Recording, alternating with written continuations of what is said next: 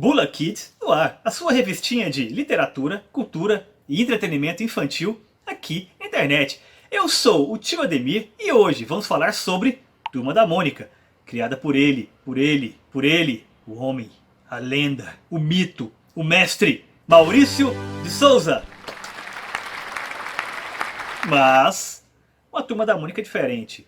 Uma Turma da Mônica reimaginada pelos irmãos Vitor e Lu Cavage. Como seria a turminha se ela existisse no mundo real? Quem nunca leu a Turma da Mônica, que atire o primeiro coelhinho azul encardido. Claro, Maurício de Souza tem um papel fundamental na formação de milhões de leitores no Brasil. Vamos ver como ele é designado aqui na Enciclopédia dos Quadrinhos, organizada por Gorda e André Klinert.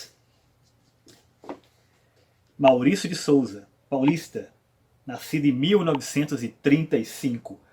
Muitos o chamam de o Walt Disney brasileiro. Walt Disney brasileiro? Isso significa que ele é ao mesmo tempo um artista e um empresário. O que nos leva ao ano de 2012, quando o editor Sidney Guzman foi até a sala do Maurício e lhe fez uma proposta inusitada. Maurício, o que você acha de nós convidarmos os maiores quadrinistas em atividade no Brasil para que eles reinterpretem, reimaginem os seus personagens clássicos? E aí? Momento Papagaio de Pirata. Este sou eu com o Sidney Guzman. O que o Maurício de Souza respondeu? Sim! Ele deixou, como disse Danilo Beruti, que esses artistas brincassem com seus brinquedos. E, inclusive, foi o Danilo Beruti que inaugurou a série de Graphic MSP, portanto, Graphic Novels, do Maurício de Souza Produções. E o primeiro volume foi este daqui, Astronauta Magnetar, que foi o primeiro de uma série que já chegou em 5 volumes, uma série de bastante sucesso. E temos outros, olha só, muita coisa, desde 2012, sem cessar. Nós sabemos, só para pegar alguns aqui, que o Maurício de Souza tem como alter ego o personagem Horácio. Temos aqui Horácio. Também temos uma edição solo da Mônica, que é o Força, título bem adequado. Temos aqui do Cascão, enfrentando o temporal. Chico Bento com a sua Arvorada. Jeremias, um volume bem legal discutindo a questão do racismo e tudo mais.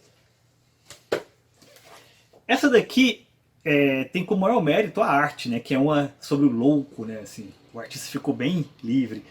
Mas não vamos falar de todas, porque o nosso foco aqui hoje é a trilogia dos irmãos Lu e Vitor Cavage. Essa trilogia é formada por Laços, Lições e Lembranças. Aqui no finalzinho, né, desse volume, e de todos na verdade, tem uma pequena biografia sobre deles, né, dos artistas. Inclusive com a fotinha deles aqui, crianças, né, certamente leitores do Maurício de Souza. Vitor Cavage nasceu em Belo Horizonte em 1978. Formado em design gráfico, trabalhou na área desenvolvendo peças gráficas, logomarcas, storyboards, layouts para sites, ilustrações para campanhas publicitárias e material didático. A partir de 2008 começou a trabalhar mais com quadrinhos, fazendo uma versão em tiras, né, uma paródia infantil do Homem-Aranha, né, chamado Penny Parker.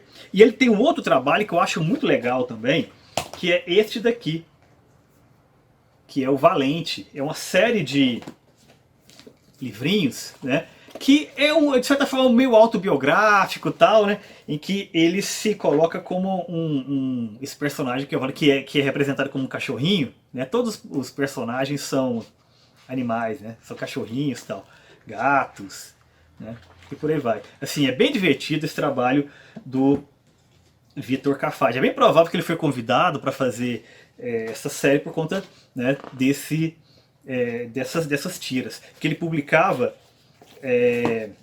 originalmente no jornal O Globo. Tem também a Lu Cavage, que é nascida em 1988 na capital de Minas Gerais, estudou jornalismo e trabalha como ilustradora. Sua arte pode ser vista em coleção de livros didáticos, editora Leia, e na reedição de Mariana Menina. e Mulher, de Pedro Bandeira pela Ática. E tem também uma carreira bem bacana em quadrinhos também. O que que fala essa trilogia? No primeiro volume, Lições, nós temos uma espécie de Turma da Mônica Begins, né? As origens da Turma da Mônica. Né? E ela é construída, né, sua narrativa, de certa forma é inspirada naqueles filmes de aventura que passavam ali na sessão da tarde, como por exemplo Conta Comigo e Os Goonies, né? É aquela coisa bem ágil, aventuresca, assim, aquela coisa de aventura de turminha e tudo mais. O segundo volume, que é o Lições, nós temos a turma em um momento difícil. Um momento em que eles fazem ali uma arte exagerada na escola e eles são separados, né? Então eles têm que aprender responsabilidade a partir dessa questão da separação. O que nos leva para o terceiro volume, que é o Lembranças, onde eles fortalecem essa amizade que eles foram constituindo ali ao longo dos volumes, né? E percebem que juntos são sempre mais fortes. Essa série tem uma característica bem interessante, que os irmãos eles dividem a responsabilidade da criação do roteiro e da arte. Olha só, dá pra ver bem claramente a diferença de estilo de um para o outro, né? Esse aqui, que é o estilo bem fofinho, tal, é o da Lu Cavage, né? Tá vendo? Que representa as memórias da turminha, né? Que mostra como eles se conheceram, como foram se encontrando aos poucos, tal. E é uma espécie de flashback que vai aparecendo ao longo da narrativa, né? E é muito bonitinho, assim, muito legal mesmo. Esse traço aqui mais ágil, com mais aventuresco, tal, é do Vitor Cavage, que mostra a aventura no presente, né? Tanto é assim que as cores são mais vivas, né? Reparem que as cores aqui na parte da Lu, elas são mais suaves, né? Assim, dando aquela ideia mesmo de lembranças. Essas revistas aqui tem muitas coisas muito interessantes, né? Para mim, o melhor volume é o primeiro.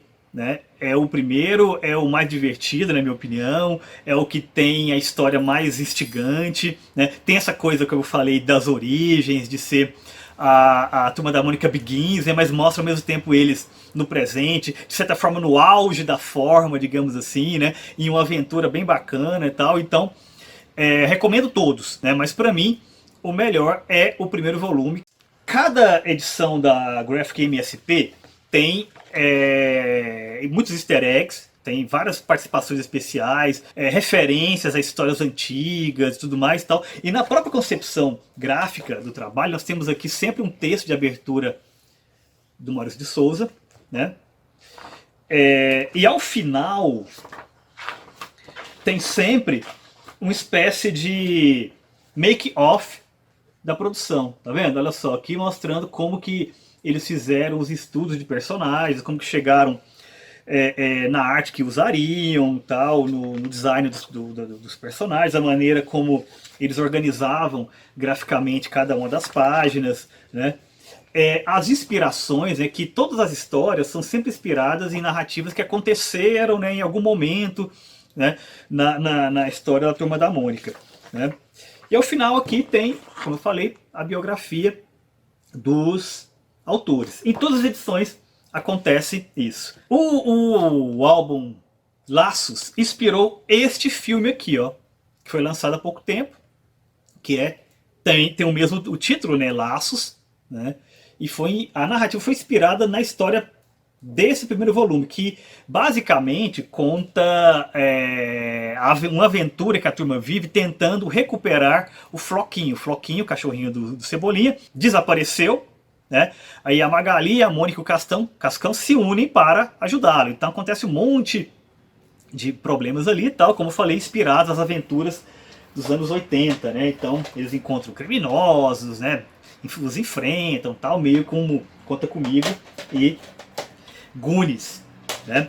O filme ele resgata esses elementos da graphic novel e coloca em audiovisual, assim, de uma maneira, na minha opinião, muito competente. Em todos os sentidos, na direção de arte, que você se sente realmente numa história em quadrinhos, só que leva a um outro nível. Como assim? Por exemplo, os irmãos Cavage tentaram pensar a Turma da Mônica existindo no mundo real. Então, não existe grandes exageros aqui nas histórias propostas por eles. Então, por exemplo, eles participam de um programa na escola, tal, vão ser punidos. Eles vão enfrentar, né, outras turmas de outras ruas, né, então vão ter que lidar com essas questões, né.